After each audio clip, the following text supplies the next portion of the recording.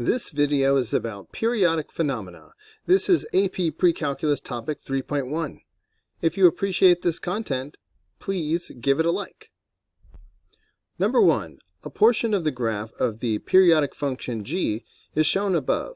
What is the least possible value of the period of g? A periodic function has a pattern that repeats over and over again. The period of the function is one cycle of that repeating pattern.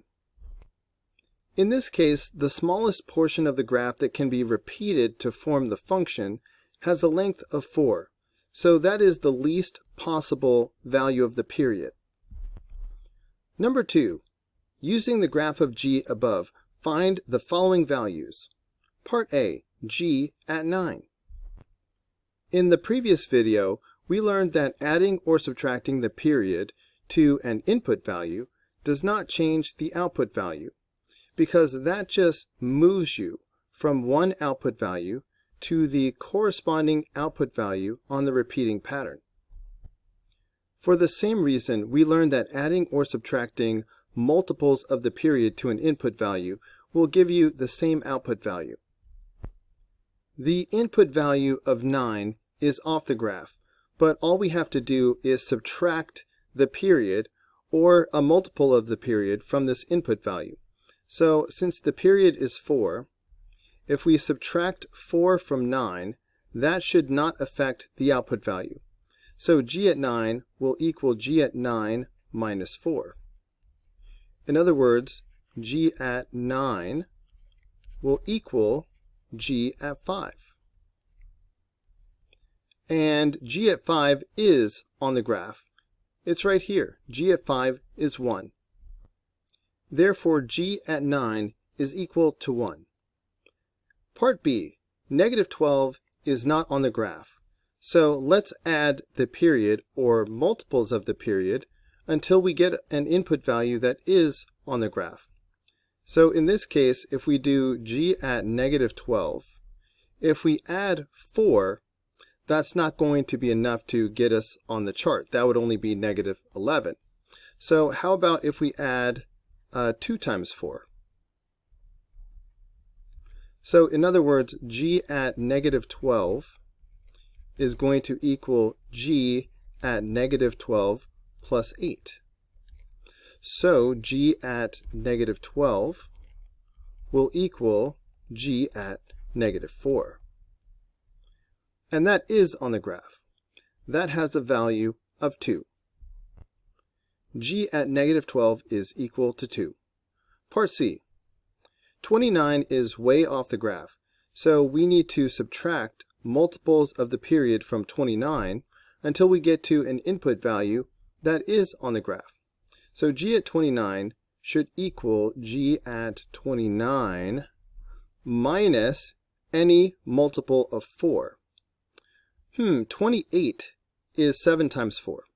So let's subtract 7 multiples of the period, which should equal the original output value. So g at 29 should equal g at 1. 29 minus 28.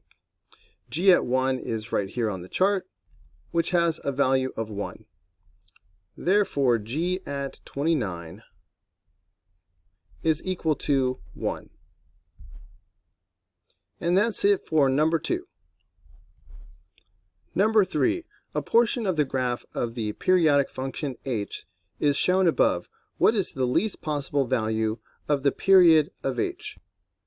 Sometimes it's easiest to look for corresponding points, like the top of this dome and then the top of the next dome.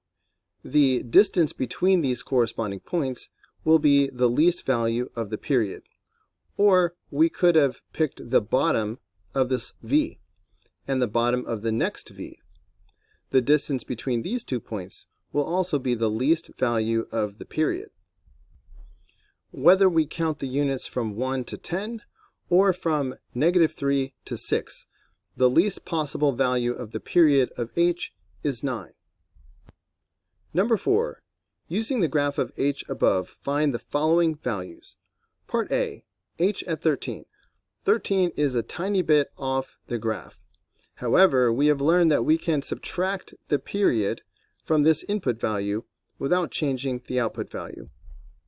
So h at 13 will equal h at 13 minus 9. In other words, h at 13 will equal h at 4. Therefore, h at 13 will equal, let's see, h at 4 is 2. Part B, h at negative 12. Negative 12 is off the graph to the left, but adding the period to this input value will not change the output value.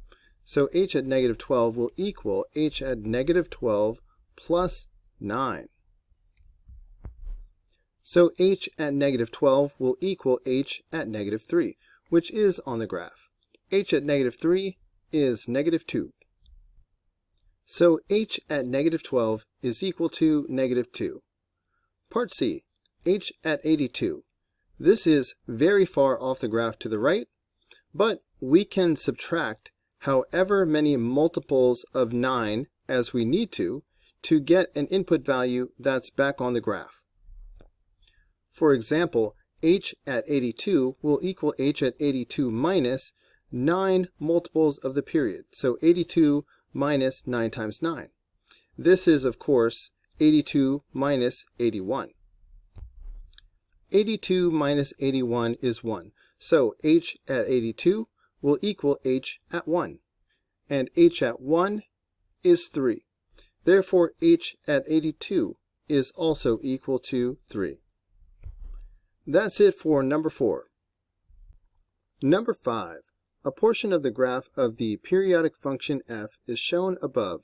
What is the least possible value of the period of f? The least possible value of the period could be measured as the distance from one peak to the next peak. However, this is also one period of the function. We start at 0, it goes up, it goes down, and comes back to 0, and then it starts over. Since this cycle started at 0 and ended at 2 pi, it's easy to see that the value of the period is 2 pi. Number 6. Using the graph of f above, find the following values. Part A. F at 10 pi is considerably off the graph to the right. However, we have learned that we can subtract the period from the input value without changing the output value. So we can subtract the period or multiples of the period without changing the output value. So f at 10 pi will be the same thing as f at 10 pi minus, for example, let's say 5 times 2 pi. That's 5 multiples of the period. Obviously, 5 times 2 pi is 10 pi. So we are really saying that f at 10 pi is going to be equal to f at 0, because 10 pi minus 10 pi is 0. And f at 0 is 0. That means f at 10 pi is also 0. Part B, f at negative 5 pi. Here is negative 2 pi, negative 5 pi is off the graph to the left. So let's add multiples of the period to this input value to find the output value. F at negative 5 pi will equal f at negative 5 pi plus, how about 2 multiples of the period? So 2 times 2 pi. That means that f at negative 5 pi will equal f at, let's see, negative 5 plus 4 is negative 1. In other words, f at negative pi. Negative pi is on the graph, it's right here. And f at negative pi is 0. Therefore, f at negative 5 pi is also 0. Part C, let's find f at 9 pi over 2. 9 divided by 2 is 4.5. So in my mind, I'm thinking f at 4.5 pi. 2 pi is right here, so 4.5 pi is off the graph to the right. So we can subtract the period from this input value, or we can subtract multiples of the period without changing the output value. So f at 9 pi over 2 would be the same thing as f at 9 pi over 2 minus, and let's try subtracting 2 multiples of the period. So we are subtracting 4 pi, but because of the fraction, we know we need like denominators. So let's think of 4 pi as 8 pi over 2. So f at 9 pi over 2 will equal f at 9 pi over 2 minus 8 pi over 2. Nine pi over 2 minus 8 pi over 2 is 1 pi over 2, or simply pi over 2. So f at 9 pi over 2 will be the same value as f at pi over 2. Pi over 2 is right here, and f at pi over 2 is 1. That's it for number 6. Number 7. Two complete cycles of the periodic function k are shown above. What is the period of k? Here's one cycle highlighted in orange. It goes from an input value of 0 to an input value of pi. So the period is pi.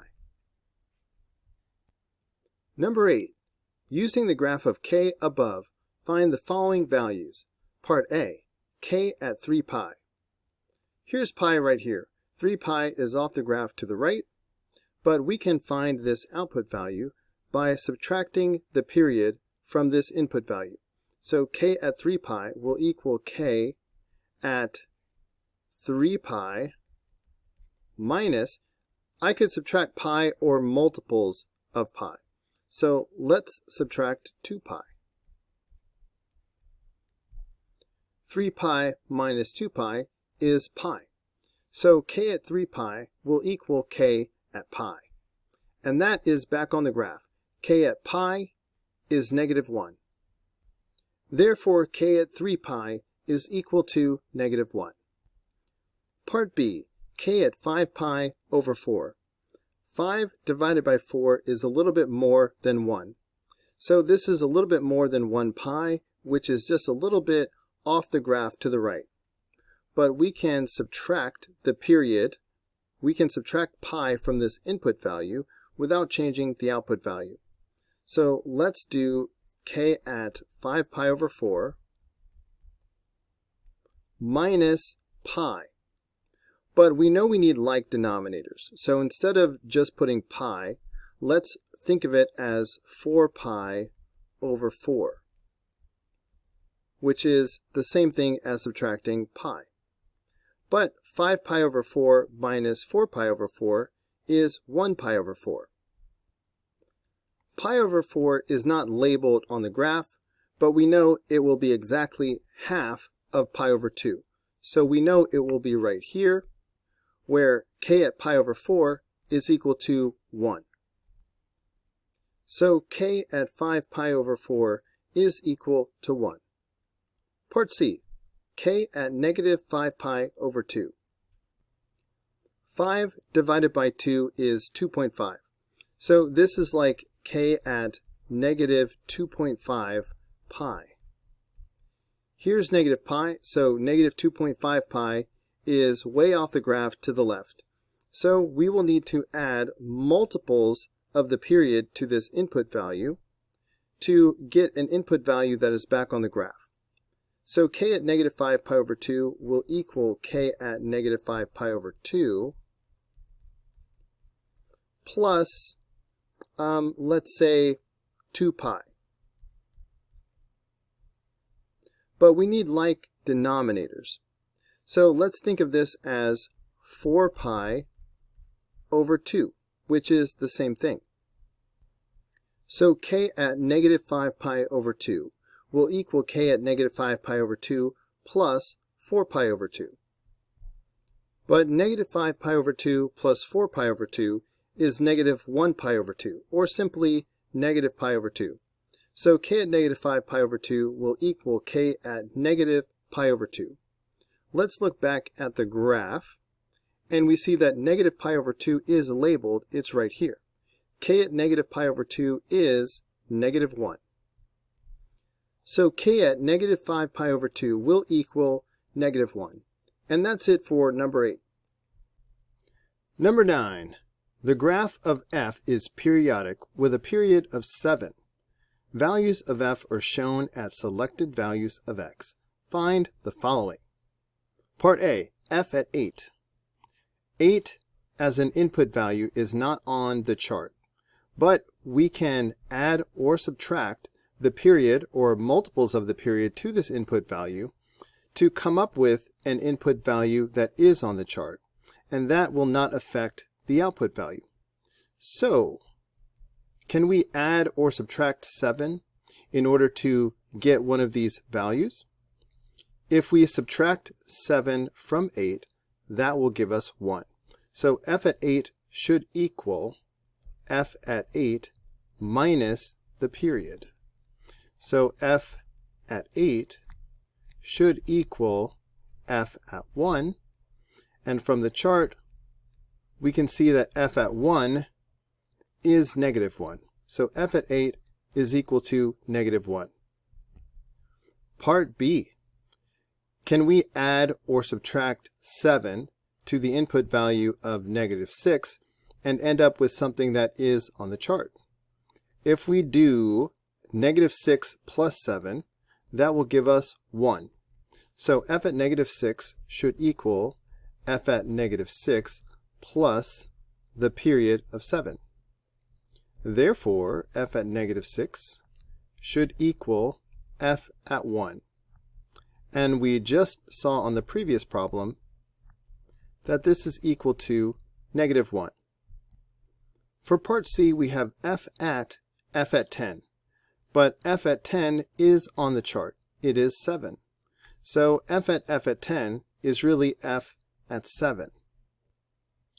7 is not on the chart, but we can add or subtract the period of 7 without changing the output value.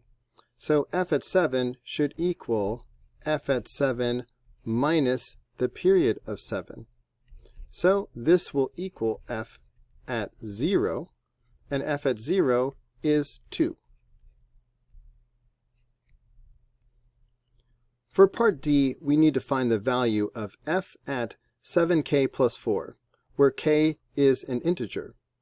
7 is the period, so 7k is just some multiple of the period. It should not matter what the value of k is. No matter what k is, the output value will be the same. That means we can pick any integer for k. An integer is a number like negative 2 or negative 1 or 0 or 1 or 2. Integers can be positive or negative or 0, but they cannot be decimals or fractions. So we can let k be whatever integer we want, and that should give us the answer. So we just need to find a value of k that will cause the input value to be something that is on the chart. Let's play around. Let's say k was 1. If k is 1, then we would have f at 7 times 1 plus 4, which would be 11. That is not on the chart. However, at k equals negative 1, we have f at 7 times negative 1 plus 4, which is equal to f at, well, this is negative 7 plus 4, which is negative 3. And this is on the chart. F at negative 3 is 4. And that's it for number 9. Number 10. The graph of g is periodic, where g at x plus 10 is equal to g of x. Values of g are shown at selected values of x. Find the following. Telling us that g at x plus 10 is equal to g at x is another way of telling us that the period is 10. So for part A, when we need to evaluate g at 27, we now know that we can add or subtract multiples of 10 to 27 until we get something that is on the chart. So let's subtract 2 times 10, 2 times the period. So g at 27 will be the same as g at 27 minus 2 times 10. This is 27 minus 20, which is 7. And g at 7 is 5. So that's the answer to part A. Part B, let's evaluate g at negative 7. We can add the period of 10 without changing the output value. So g at negative 7 will be the same as g at negative 7 plus 10. That's g at 3, which is on the chart. G at 3 is negative 2. So that's the answer to part B. Part C, g at 10. 10 is not on the chart, so we need to add or subtract the period from 10 to get something that is on the chart. So let's do the outer g at, but instead of 10, let's do 10 minus the period, 10 minus 10. This should have the same output value. Let me put a little equals in here. Obviously 10 minus 10 is 0, so now we have g at 0. 0 is on the chart. G at 0 is 4. So now we have g at 4. 4 is not on the chart. So we need to go back to adding or subtracting the period to get something that is on the chart. If we add 10, that's 14. That's not on the chart. How about if we subtract 10? So this should equal g at 4 minus 10.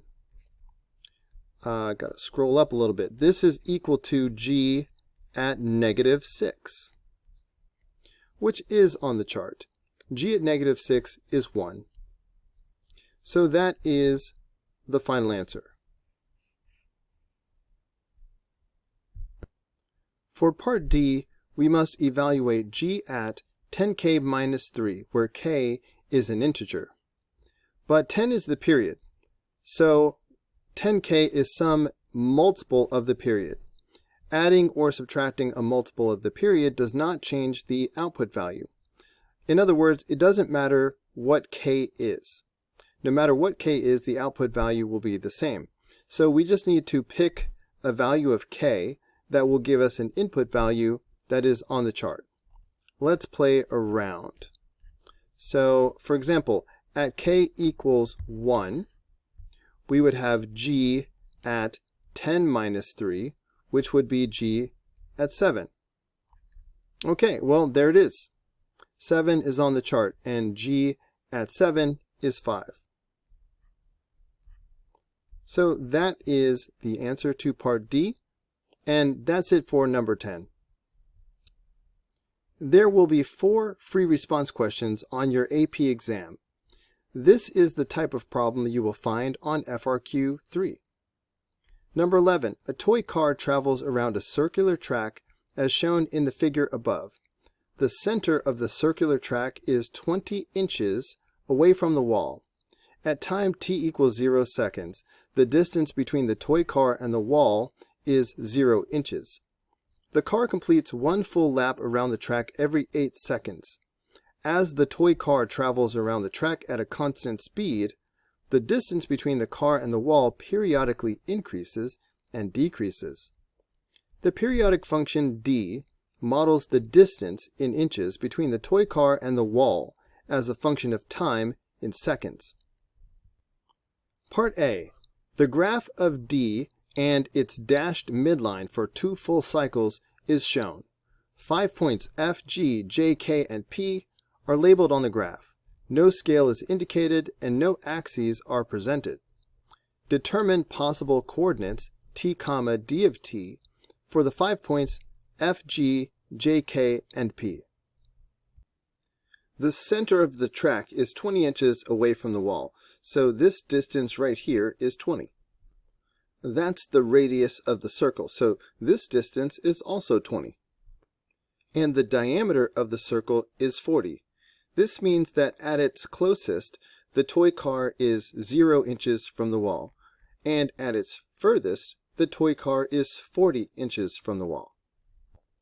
Let's transfer these values onto a vertical axis, where the bottom of the graph is at the closest distance from the wall, 0 inches, and the top of the graph is at the greatest distance from the wall of 40 inches.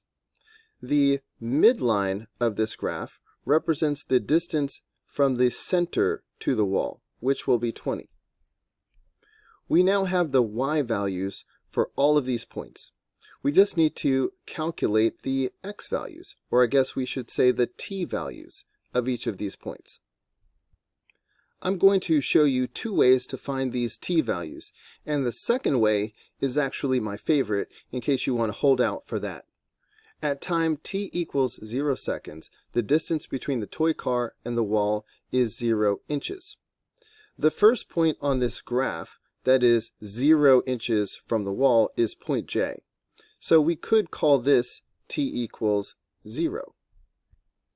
The car completes one full lap around the track every 8 seconds. So if the car is at the wall at time t equals 0, 8 seconds later, the car will be back at the wall again. So this would be t equals 8.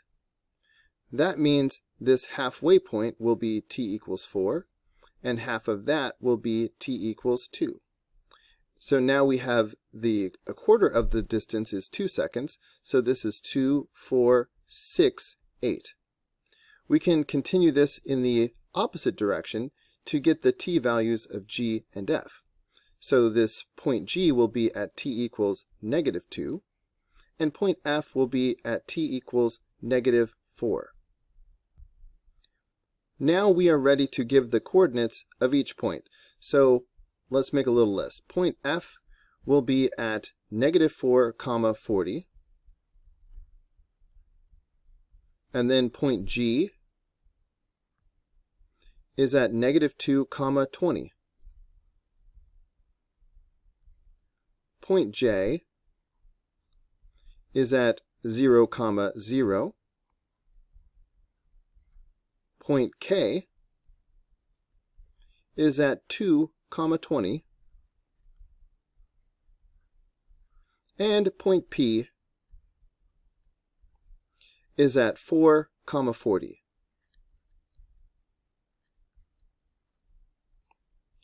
This is my less favorite method just because I don't like the negative values of t.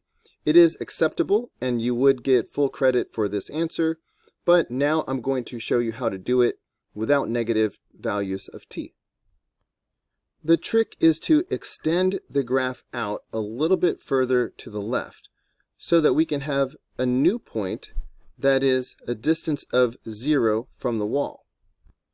Since we know the car is a distance of 0 inches from the wall at t equals 0, we can call this new point t equals 0. The car will return to the wall 8 seconds later, so that makes point J at t equals 8. Now this midpoint right here will be t equals 4, this will be t equals 2, and this will be t equals 6. Every quarter of the period is 2 seconds, so 2, 4, 6, 8, 10, 12. By this method, point F has coordinates 4, 40, point G is at 6, 20, point J is at 8, 0, point K is at 10, 20, and point P is at 12, 40. I prefer the second method because I'm more comfortable with positive numbers, but you will get full credit for either set of answers. Part B. Refer to the graph of D in Part A. The t-coordinate of J is t1, and the t-coordinate of K is t2. So t1 is right here at t equals 8, and t2 is right here at t equals 10. Part 1. On the interval from t1 to t2, which of the following is true about d?